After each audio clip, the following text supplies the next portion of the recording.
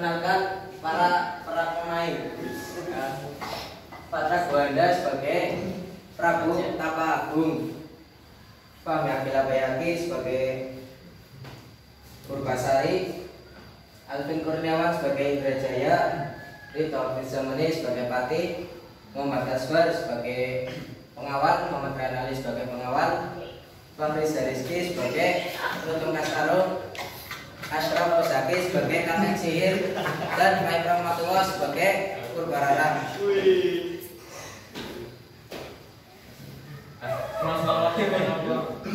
Nah, itu betul Ustaz.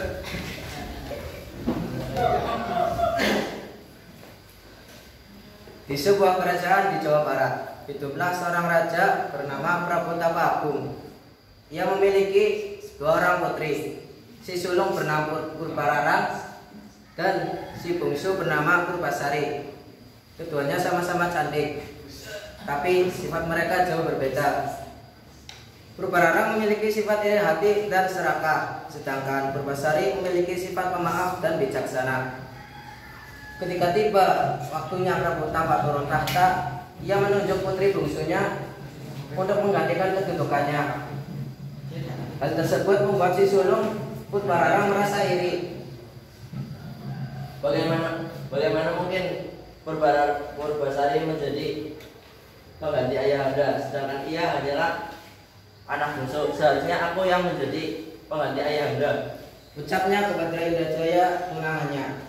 Rasa iri membuat Purbararang kehilangan akal sehatnya. Dengan cara licik, ia mencoba mencelakai Purbasari. Akhirnya Purbararang menemui seorang tukang sihir yang dikenal sangat sakti.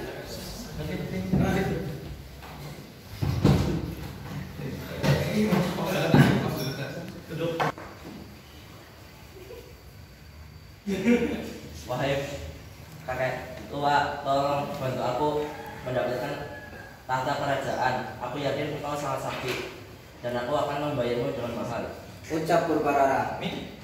Hamba akan membantu semampu hamba, Ucap si nenek sihir. Saat malam tiba, si nenek sihir mulai mempersiapkan segala sesuatu untuk mengirimkan ilmu hitam kepada Purbasari, yang mengucapkan mantra-mantra untuk mencelakai Purbasari. Mat komat kami, badukun baca mantra dengan segelas air lalu disebut.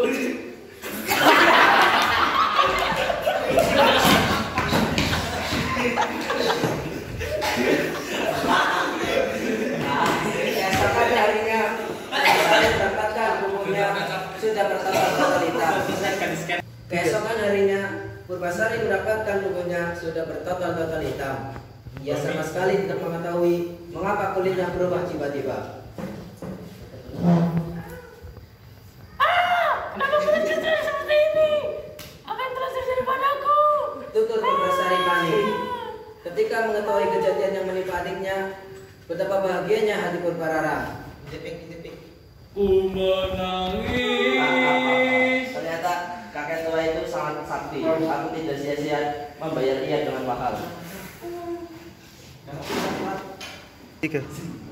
Ayahanda, tubuh Purbararang sekarang terkena kutukan. Mana mungkin ia bisa menggantikan ayahanda? Kasut Purbararang, sang ayah Prabu Tapa tidak dapat berbuat apa-apa. Kemudian Purbararang mengutus seorang patih untuk memasingkan Purbasari ke dalam hutan. Purbasari harus berpisah dengan keluarga istana dan rakyatnya. Ia terpaksa mengikuti kakaknya untuk diasingkan karena dirinya terkena kutukan. 3.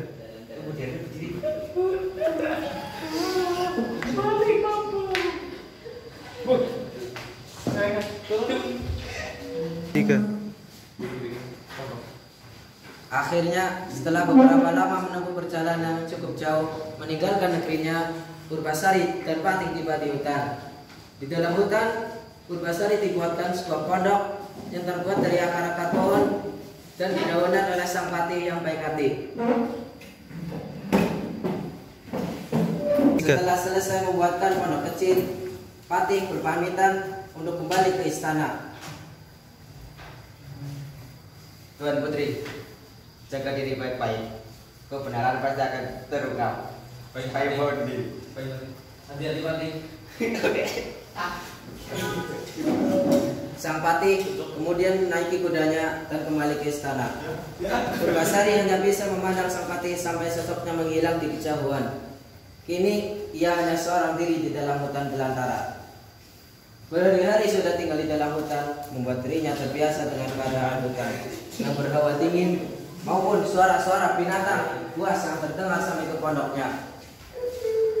Ia mulai berteman dengan hewan-hewan penghuni hutan yang datang ke pondoknya. Namun ada seekor kera berbulu hitam yang selalu baik kepadanya.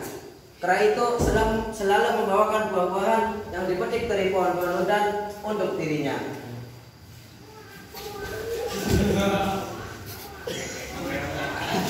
Terima kasih. Selain itu, sang kera juga sering membawakan beberapa tangkai bunga untuk Purbasari.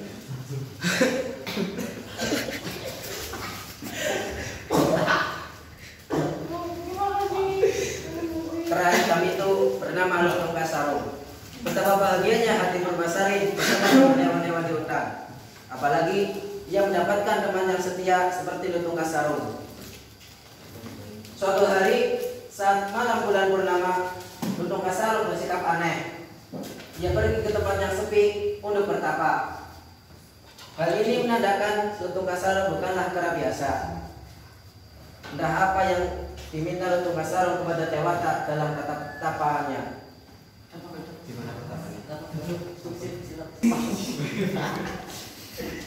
Tiba-tiba saja tanah di dekat tempatnya berubah menjadi sebuah telaga kecil yang berair jernih. Air telaga itu mengandung obat yang berbau sangat harum.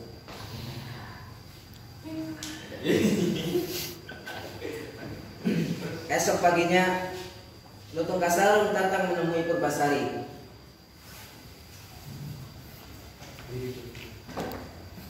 Ia menarik-narik tangan Purbasari. Purbasari sangat bingung apa maksud kera itu. Ternyata Lutung Kasarung membawanya ke sebuah telaga yang berbau harum. Wah, di sini ternyata ada telaga. Kenapa kemarin aku tidak tahu? Mereka apa di sini? Ucap Purbasari. Lutung Kasarung pun hanya bercingkrak-cingkrak dan berteriak-teriak tak setuju.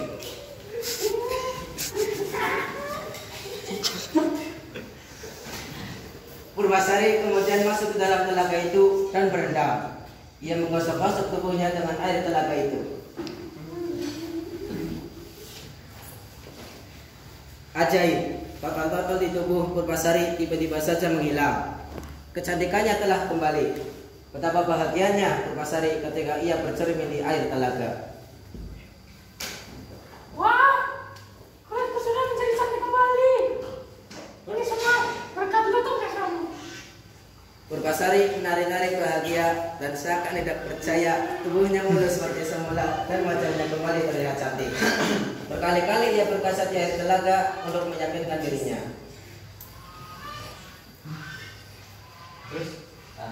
Suatu hari Purbararang datang ke hutan. Ia ingin memastikan bahwa adiknya masih tinggal di hutan dengan kulitnya yang buruk. Purbararang pergi bersama tunangannya Indrajaya dan para pengawal. Saat tiba di hutan dan bertemu dengan Purbasari, ia terkejut melihat sang adik telah kembali cantik seperti semula. Apa yang terjadi? Kenapa kamu kembali ke seperti semula? Karena Purbararang tidak percaya. Ya, ini berkat Lutung Kasarung. Dia telah menemukan telaga di sekitar tempat pertapanya dia. Bolehkah aku kembali ke istana kembali? Tidak, kita harus bertarung terlebih dahulu untuk kembali ke istana. Siapa yang memiliki rambut panjang dialah yang pemenangnya. Kemudian Purbararang dan Purbasari melepas ikatan sanggul mereka. Keduanya memiliki rambut yang sangat panjang dan indah. Ternyata rambut Purbasari lebih panjang dibandingkan rambut Purbararang. Purbararang pun mengaku kalah, tapi ia tetap tidak mau kehilangan muka. Akhirnya Purbararang mengajukan satu syarat lagi kepada Purbasari. Ya, aku mengakui kekalahanku, tapi kita harus bertarung lagi.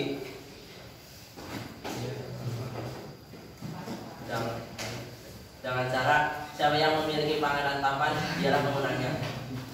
Indrajaya, tunangan Purbararang memang sangatlah tampan. Purbasari bingung untuk menjawab tantangan Purbararang. Jangankan tunangan, kekasih saja dia tidak punya. Purbasari tidak tahu harus berkata apa. Ketika itu, segera Lutung Kasarunglah yang berada di sampingnya. Lutung Kasarung terus meloncat-loncat. Akhirnya, tanpa berpikir panjang, Purbasari berkata, Ini adalah tunanganku. mendengar jawaban sang adik, Purbararang tertawa geli.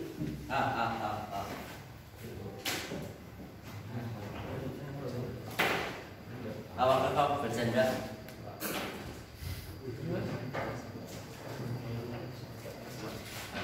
Mana mungkin engkau akan menikah dengan Lutung? Mungkin saja. Ucap Purbararang mengecek. Setelah mendengar ajakan Purbararang, si keras segera bersemedi.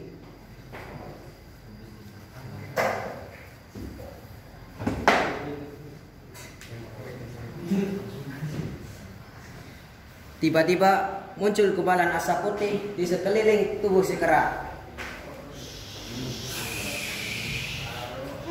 Ajaib, tidak disangka-sangka si kera berubah menjadi seorang pemuda yang sangat tampan. Ia berpakaian sangat indah, layaknya seorang pangeran.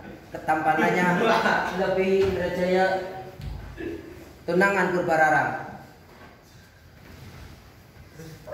Akhirnya Purbararang saat itu benar-benar terkejut. Ia tidak mengetahui harus berbuat apa lagi. Berkali-kali Purbararang mengajukan syarat kepada Purbasari. Berkali-kali pula Purbararang kalah. Akhirnya ia menyadari segala kesalahannya.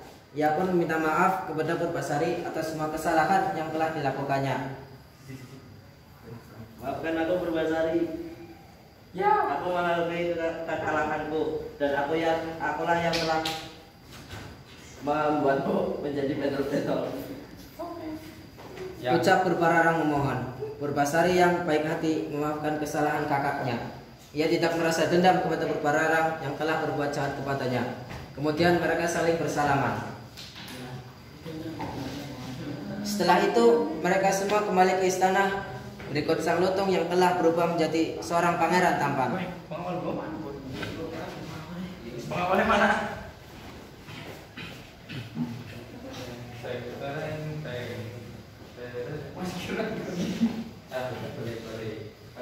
Setibanya di istana, Purbasari diangkat menjadi ratu di kerajaan itu. Peci. Woi, itu peci gua. Purbasari pun menikah dengan pemuda tampan berwujud kera yang ternyata telah menemaninya selama di hutan. Keadaan kerajaan kembali damai dan tentram. Purbasari dan suaminya hidup bahagia selama-lamanya.